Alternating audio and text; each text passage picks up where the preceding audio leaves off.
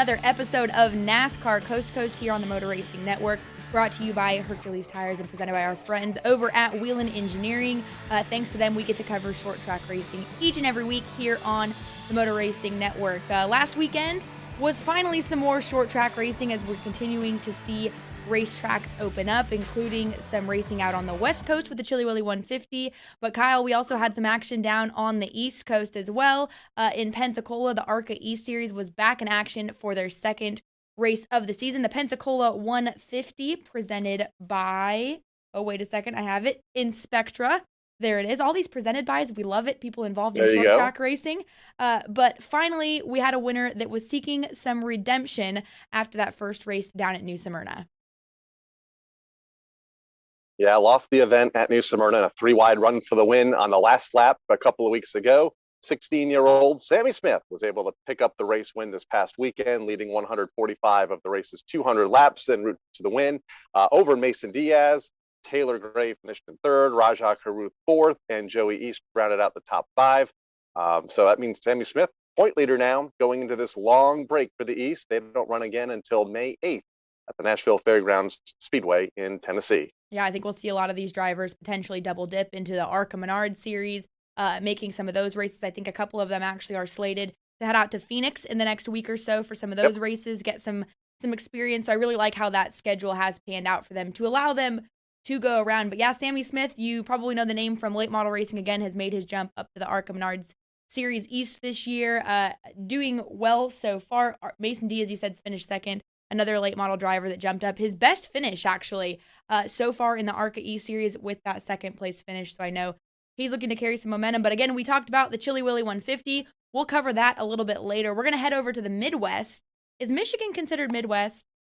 I think so, yeah. I think when the Midwest Tour ran under the NASCAR banner years ago, I think Michigan was a part of it. Perfect. I'm not 100% sure, but it's in the middle. Well, in the world of Kyle and Hannah geography, we're going to say that Michigan is the Midwest, and if it's not, someone can just message me on Twitter and tell me that I suck at geography, because I already know that I do.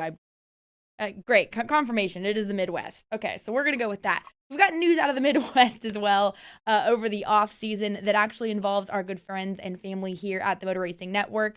Berlin Raceway up in Grand Rapids, Michigan, now under new management, and it is none other than our good friend Jeff Striegle here from the Motor Racing Network. If you've listened to our Cup races on Sunday, you have most definitely heard his voice, a lot of it at that point. He definitely does a lot of talking on those, so it'll be interesting to see, Kyle, him going back to his racing roots and taking over the short track of Berlin Raceway.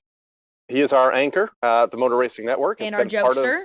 He's a jokester, and our jokester, and has been a part of the MRN family for 24 years, a jokester during commercials, that is. You have to be at the racetrack to really appreciate the jokes that he and Alex deliver or try to deliver. But he's been involved in Berlin Raceway ever since he was a youngster. Most recently owned a couple of cars there in a couple of different classes. I know, talking with him behind the scenes, he's always kind of wanted to be a part of the operation of the racetrack, either full or part-time, and this opportunity came to be a couple of months ago for him to be general manager of the racetrack. So one of the great short tracks that we talk about almost every week here on NASCAR Coast to Coast, Berlin Speedway or Berlin Raceway. And it's where he got his announcing start, and now he's going to be running the place, and I can't wait to pick his brain to see what some of his post-COVID-19 ideas are as we begin to roll into 2021 and beyond. Yeah, and we'll dial Jeff up here shortly to talk about that. But before we do call him up, it's been interesting to see, Kyle, over the offseason. We've seen a lot of new management kind of come into short track racing. South Boston recently announced that their general manager, Kathy Rice, who's been with the Speedway for quite some time, will be stepping down.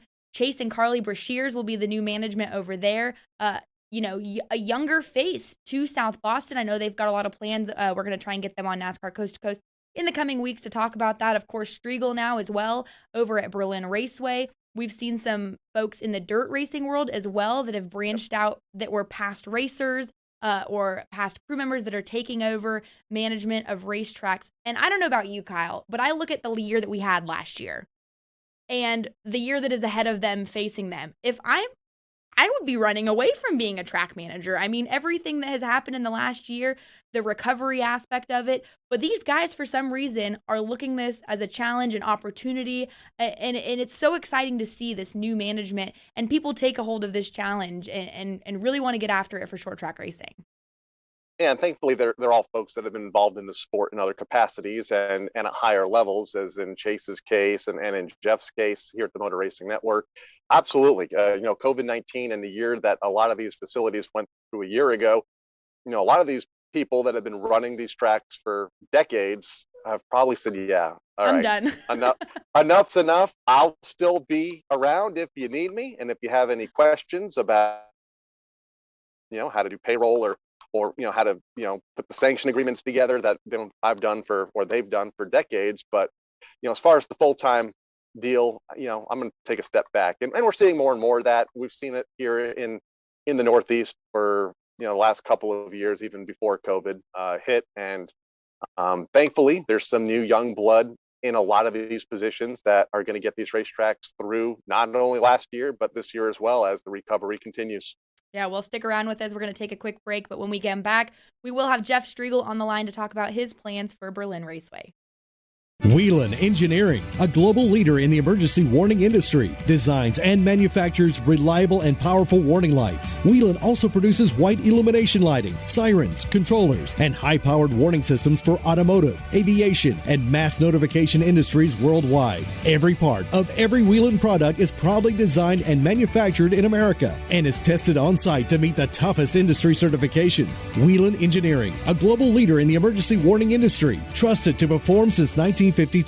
Citywide to countryside, whatever you drive, wherever you go, Hercules has the value, selection, and industry-leading warranty to get you there no matter where the road takes you. Go to HerculesTires.com. There you can find the nearest authorized Hercules retail location to you. Plus, you can use the tire tracker to find out which Hercules tire fits your vehicle the best. That's HerculesTires.com. Hercules Tires. Ride on our strength. Welcome back to NASCAR Coast to Coast here on the Motor Racing Network. We talked about it a little bit before the break, but we're seeing a lot of new management take over some of the short tracks, and one of those short tracks that is Berlin Raceway. And we've got on the phone line now Jeff Striegle, who's also a family member here at the Good Motor Racing Network. Jeff, first off, thanks for taking some time out of your day here to hang out with us on NASCAR Coast to Coast, and hopefully you've recovered from what looked like horrible, rough weather down in Homestead. Oh, it was, and you probably can hear the wind in the background. I'm standing on the veranda at the Berlin Raceway. Unlike the veranda at Homestead Miami Speedway, the only difference between the two is, 50 degrees, maybe 60. We have snow on the ground here compared to beach sand and ocean views down there. Other than that, it's darn near the same.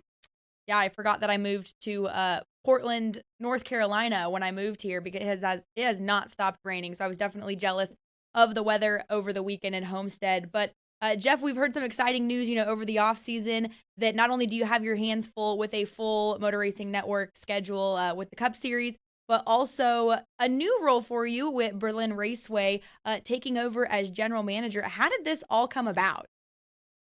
It came about simply because I've always had a passion for this track.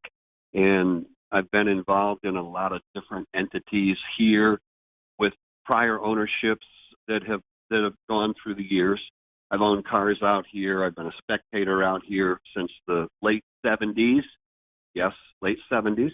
And so it was kind of an easy opportunity because I've been working with the staff out here for a number of years. And the current general manager wanted to take a step back, and he called me and said, "Could you fill this position?" And I said, "I can, under certain terms, and that is that it does not affect what I do with the Motor Racing Network, and it won't." So, objective number one was to build a team, and we've built a very good team, and, that's the short answer. We're ready to go on April the 17th, and we're excited about a lot of the new things that we think we're going to be bringing to fans that show up at Berlin. An appropriately named event, the Icebreaker, coming up here in just a couple of weeks' time. You mentioned you've been going to that racetrack since you were a toddler. You've been a car owner. You've been involved in almost every different kind of capacity that you can at that facility. But do you remember the first time you ever walked into the place as a child? No, not really, Paul. I mean, the challenge with that is I know it was the mid-'70s, and like everybody that's a NASCAR fan or a short track fan, they went to the track the first time with mom and dad or grandma and grandpa or whatever, and it was with my dad. And, you know, I was hooked. I was hooked that day. I remember sitting here and watching a guy by the name of Randy Sweet from Sweet Manufacturing. I think every stock car around the nation has probably at one point or another, if not right now, has Sweet Manufacturing components in their car. Well, Randy's home track was right here at Berlin, and he was a legend out here along with John Benson Sr. And, of course, after that, it became Johnny Benson Jr. who called this track home. So not exactly, Kyle. I just remember, you know, coming in here and seeing the cars go around, and it was like, man, oh man, I don't know what this place is called or why you brought me here, Dad, but I want to come back next week. And we did, and we did, and we did, and ultimately bought a race car and started racing out here. And that led to just a number of other opportunities, including, you know, the broadcasting experiences was gained right here. When we decided that we were no longer going to race, I wanted to be involved in auto racing somehow. And so they had a track PA announcer that was retiring after, this is true story, after 50 years of being out at the track. And I went down, I said, would you mind teaching me? Could I possibly do something with you? And he said, yeah. He goes, you can read these live reads and you can do the heat race lineups. And I'm retiring at the end of the year. And after that, it's up to the ownership as to whether you stay.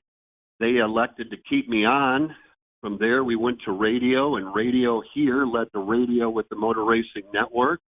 And then we bought some race cars, and we've been doing stuff out here, you know, honestly, ever since, you know, that day that my dad brought me out here to watch the races.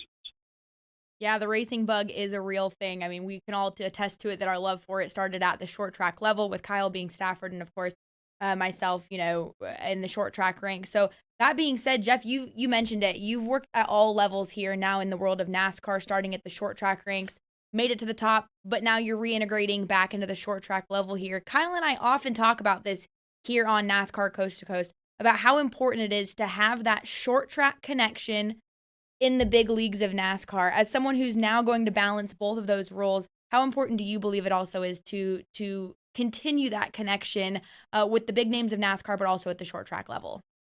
Well, monumentally, it's very, very important for not only what we see when we go to, and I'm going to use Michigan International Speedway as an example, and then I'm also going to talk about, you know, Kyle Busch.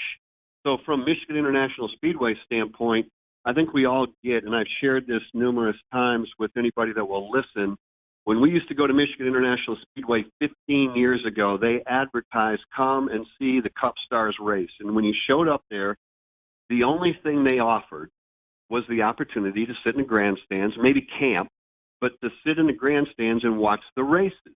Those days have long since passed us by. Today, Michigan International Speedway will advertise that there are 75 different things to do at that track besides watch stock car racing.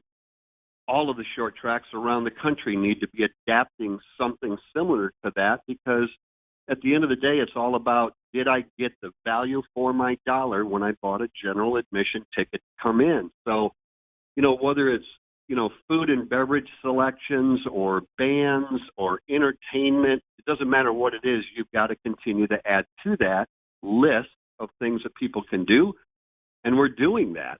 And then from a driver's perspective, you know, we have to be able to create an environment, a race, a something that brings NASCAR to West Michigan or to whatever home track we're talking about. What do we have to do to bring in Kyle Busch? What do we have to do to bring in Denny Hamlin or Kyle Larson, or even past stars like Jeff Gordon or Dale Jr.? Now, they're not going to drive a car, but would they show up to do an appearance, a meet and greet? So we're looking at all of those things too. So that's a long answer to your question, Hannah, but I think the thing that we have to do is we have to look at NASCAR and what they're doing right and try to adapt it at the short track level. And my hope is that, we know they are, that NASCAR is looking at what's being done on a short track level at successful tracks and try to incorporate that into the big tracks like a Michigan International Speedway. It's all very important that we all work together.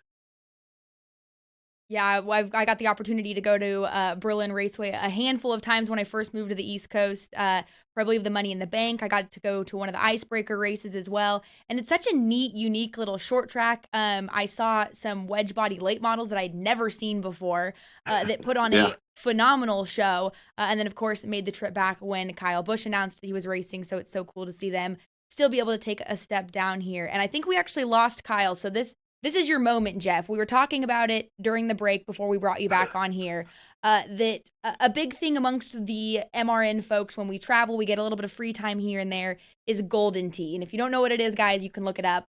But Kyle finally felt like he got initiated into what we have deemed the Golden Tee group. And sounds like he kind of had an episode and has lost his Golden Tee privileges. Well, what you're talking about, there's the Pro Tour, which includes, and I'm not ashamed to say this, includes me, our producer Ryan Horn, Mike Bagley, and Alex Hayden. We play it a lot. We're pretty good.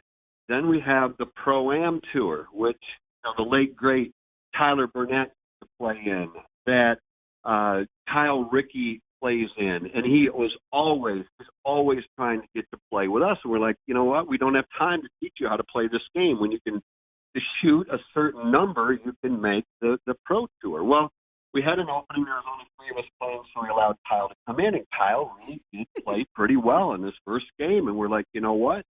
I think you've earned your card. You can now play on the Pro Tour. Well, we played another game, and he got about halfway into it, and then Kyle. He's on his phone. He's texting. He's checking Facebook. He's posting Instagram pictures. He's on Twitter. We're constantly going, Kyle, it's your turn. It's your turn. It's your turn. And then, well, this isn't going to surprise anybody, about 2 or 3 or 4 or 5 bad shots in a row, and now he's getting upset. And he got about 3/4 of the way into the game. He's like, that's it, I quit. And we're like, Kyle, you're back to the Pro-Am Tour. You're done here. Turn in your card. We gave you a shot. You made it, but you only made it for 1 game. And then we had to pull the card, and it was tough for us to do. We know how hard he's been working to try to make the Pro Tour. We thought he had it, and then he just had a complete meltdown.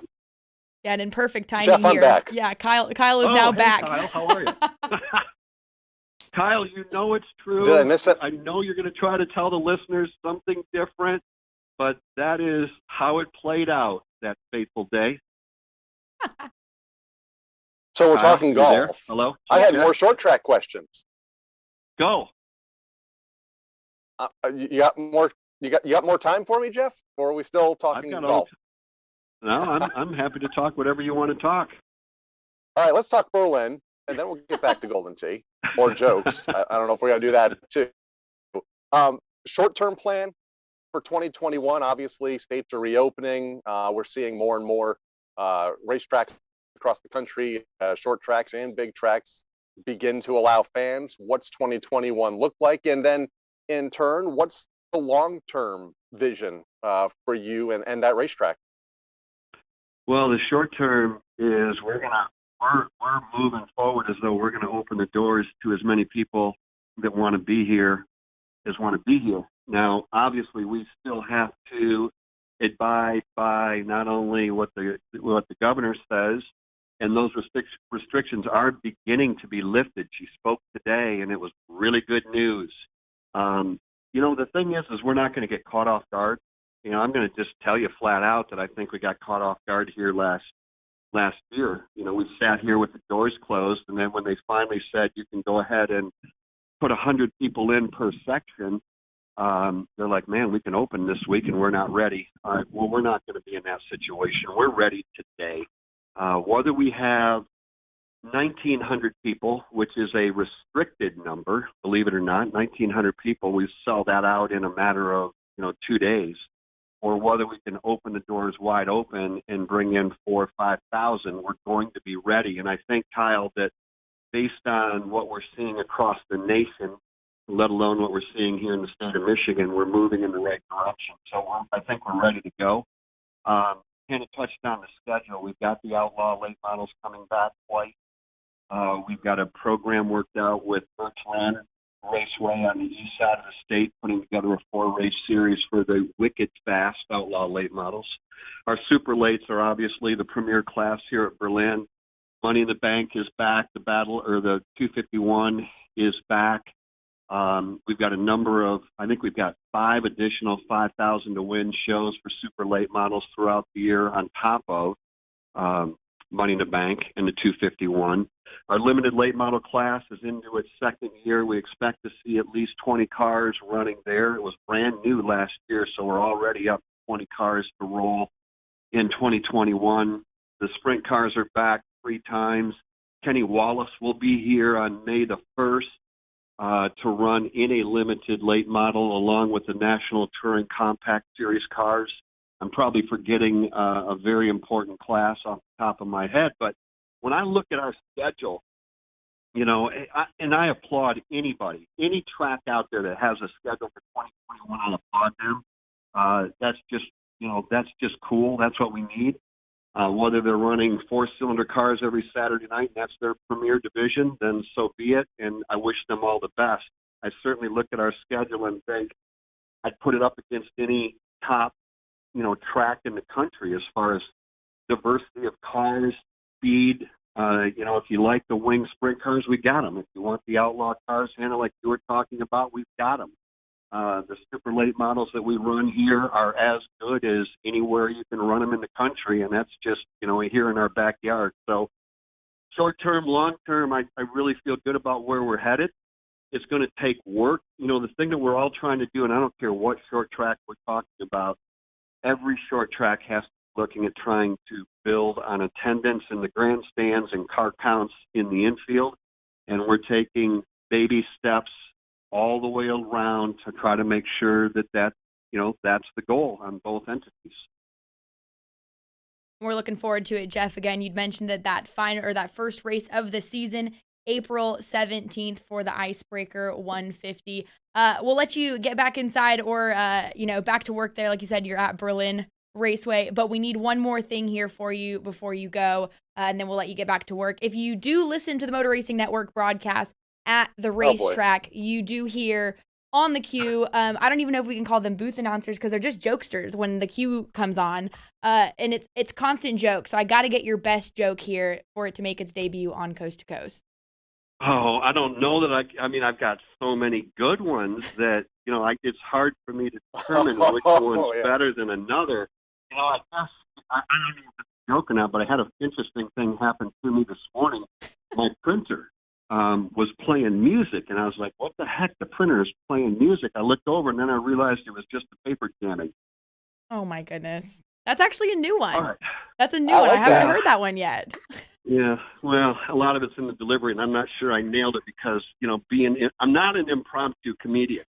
It's just hard for me to roll them out. I mean, obviously, one of the best jokes, really, and I got to credit Alex for this one. And so I'll leave you with this, Hannah. Why does a chicken coop only have 2 doors? I can almost quote this joke now.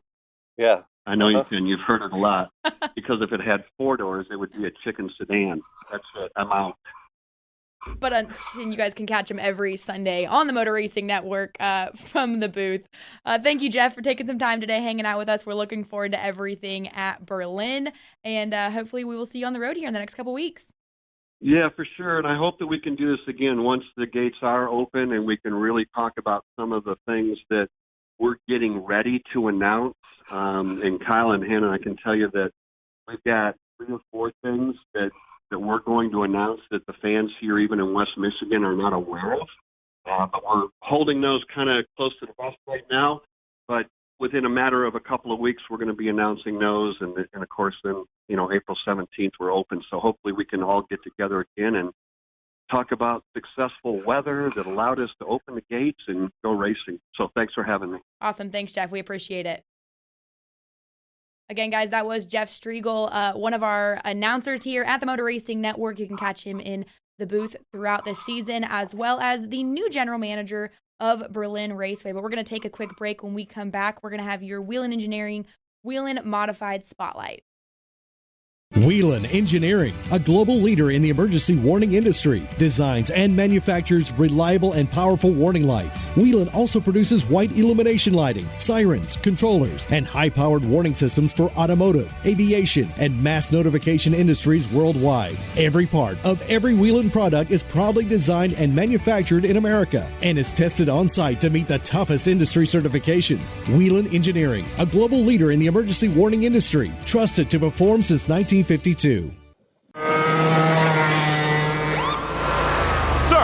are you aware you were going 40 miles an hour? This is a residential area. Sure, but I'm on my lawnmower? Wait, am I getting a ticket? No, I've just never seen anyone top 9 miles an hour on one of those bad boys. And mow their entire lawn in 30 seconds? What got into you? Well, it did fuel up at Sunoco this morning. At Sunoco, we know how to fuel peak performance. We've been doing it for American racing for over 50 years. Fuel your best.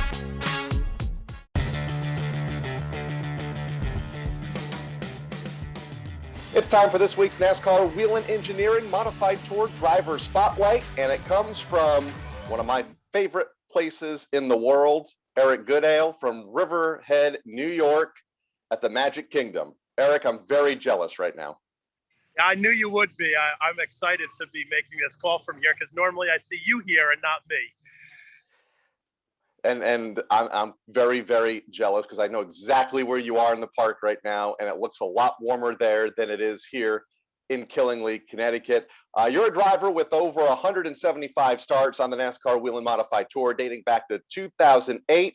Let's talk about how you got started in motorsports and what was your attraction or what got you attracted to racing growing up as a kid on Long Island. Well, hearing the roar of the modifieds from my front porch at night, my dad and his uncle Russell, the owner of the 46 team, sponsored a local modified driver at Riverhead Raceway named Chris Young. And that was my Saturday nights growing up, was going to the racetrack and watching him race. And Riverhead was unique in a way that they used to let the fans into the pit area after the races. And you could go see all your favorite race car drivers, sit in their car, get their autograph, shake their hand. And I just got hooked from about the time that I can remember, about 5 or 6 years old, just going to the track. I wanted to go Monday through Sunday to the track, but it was only once a week. So Saturdays was what I lived for when I was younger. I mean, we often talk about Connecticut being a hot spot for modified racing, 3 local tracks with Thompson, Stafford, and Waterford that run them weekly. But I feel like the more we do these modified tour spotlights, the more drivers are from Long Island and Riverhead. Why is that? Why are there so many modified drivers coming from that part of New York and that part of the region?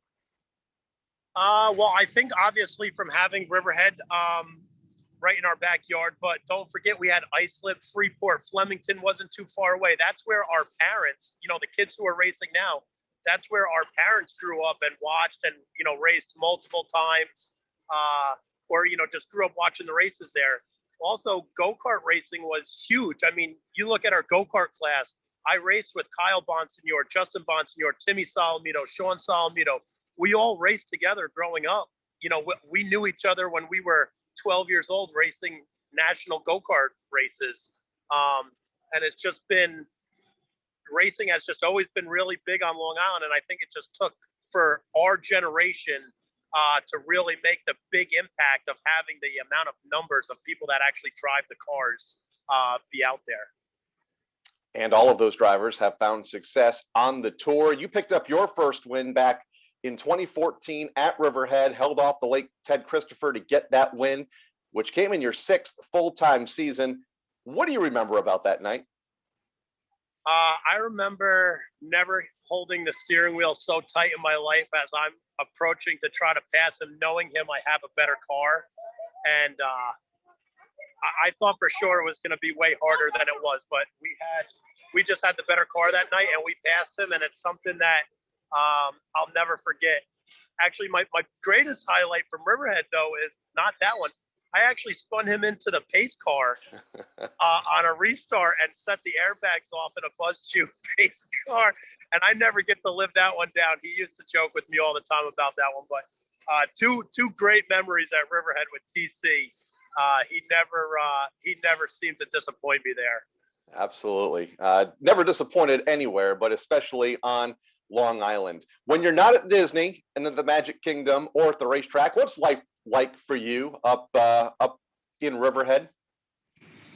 Well, dealing with this one over there, Jason, and my wife is walking around the park with Wyatt right now. They went to go do something else. It's I'm our marketing director for Riverhead Building Supply. I'm also involved in sales a bit. And just having the cars at my house and being a dad, it's multiple full-time functions, but fun nonetheless. I mean, we have fun in everything we do. We ride quads, we ride go-karts, we do whatever it is that we can do to be outside. And I live for making these kids happy, and they enjoy being at the racetrack, I think, just as much as I do sometimes. So that certainly helps and makes my life a little bit easier. Absolutely. We've had two champions on the Modified Tour in the last 7 years. Doug, Kobe, and Justin Bonsignor, the defending champion. What's it going to take to beat them this year? Consistency. I mean, listen, everybody has their day at the track where they have a good car. But what they do is they show up and they make an 8th place finish, a 3rd place finish. And that is, Doug's been doing it ever since I've known him. Justin, I feel like really turned a corner in like 2016, 2017. They turned their racing program around, and they just been fast. They don't always have the fastest car. That's what I don't think that some people don't understand. They minimize mistakes, and they take, like I said, an 8th or a 10th place car, and they finish 2nd or 3rd. And that's really what it takes. That you can't have those races where you're having an off race and finish 15th and expect to win the championship. You just can't. I think the last couple of years, the champion has finished outside the top 10 maybe once or twice. So, I mean, it's all about consistency and just having your stuff together and being good on pit road and putting yourself in position for success. And they've certainly figured out how to do that. And we'll wrap it up with this, talking about the 2021 season, 14 races, a few new venues to the tour, going to Lancaster for the first time, going to Beach Ridge for the first time in 15 years, back to Martinsville under the lights. What are you looking forward to? Yeah, what are you looking forward to most about this year? I'm actually upset. The race I'm looking forward to the most is the first race of the year. My first tour start was at Martinsville. I love Martinsville. It is one of the coolest places I've ever raced. I am more excited to go to Martinsville than any other place on the schedule. I don't know. That's why I'm excited, but I'm a little bit upset that it's the first race of the year. Like, I'm getting to do what I'm waiting for all year in April. So I'm also excited to go to Stafford 3 times. That should be. I love racing at Stafford, so that I'm excited to go there. But I mean, who knows? We got a couple new tracks, like you said. They might be a surprise that I might like them, but Martinsville definitely number 1 this year. It all gets underway in a couple of weeks' time at the Martinsville Speedway. Eric Goodale, thank you for joining us. Go back and enjoy your time at the Magic Kingdom at Walt Disney World. Go ride Space Mountain for me. Yes, sir. Appreciate it. Eric Goodale, this week's NASCAR Whelen Engineering Modified Tour Spotlight here on NASCAR Coast to Coast.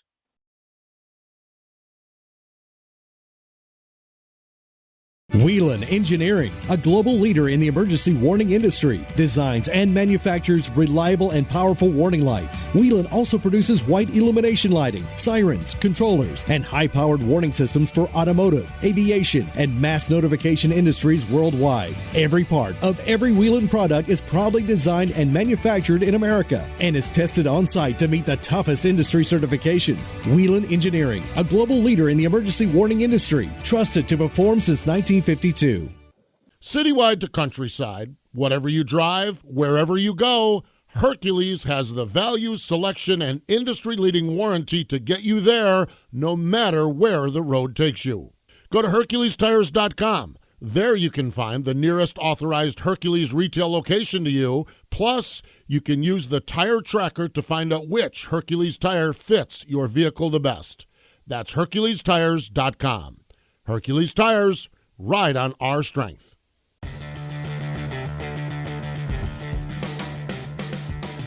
We talked about it at the beginning of the show. We had racing all across the country, including out on the West Coast, the Chili Willy 150 at Tucson Speedway. Kyle and I had talked about it last week about how the challenges that they've had to overcome to eventually have this event. They had to cut some classes. Unfortunately, no grandstand attendance, but car count looked pretty good. And a winner that we haven't really seen in victory lane in quite some time finally overcame the challenges and found his way into Chili Willy 150 victory lane. Christian McGee capturing that win over a hard-fought battle with Tyler Tanner. Coming home in third, Brett Yackey alongside his dad in fourth, Bruce Yackey and Vanessa Robinson, rounding out your top five. Tucson's weekly schedule starts on March 13th with debuting a 75-lap super late model race. Kyle, we've also got some more short tracks getting ready to open up their schedule for their weekly divisions. Let's just hope Mother Nature plays along with us for a little while. Yeah, and because, again, we talked about it earlier, these racetracks need it.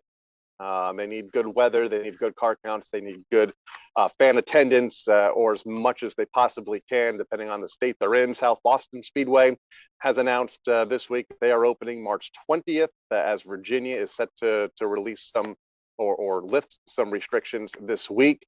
That event will include twin 75 lappers for the late models. They will run 13 times this season. Bowman Gray Stadium didn't run a lap in 2020 for the first time in forever. They are back next month, April 17th. They announced they're going to run the Hayes Jewelers 200 for the modifieds to begin their 2021 season. That includes 18 events. And Hickory Motor Speedway opens up this weekend. Twin 40 lappers and also a special event for the limited late models in the Paramount Kia Challenge. The twin 40 lappers are for the late models, part of their NASCAR Advanced Auto Parts Weekly Series program. And yeah, so it's good to see some tracks beginning to open up. Kingsport Speedway in Tennessee, they're going to host a practice session this weekend for their season opener in a couple of weeks as well. So, you know, the engines are firing, and hopefully, you know, we can all stay healthy and get healthier and you know, go back to the races like, you know, like the old days in 2019. I know. It seems like so long ago that we were all getting ready to drive down to Atlanta, and then they canceled the races on us. And then everything ensued after that. So I'm just glad we're back at the racetracks, able to go racing.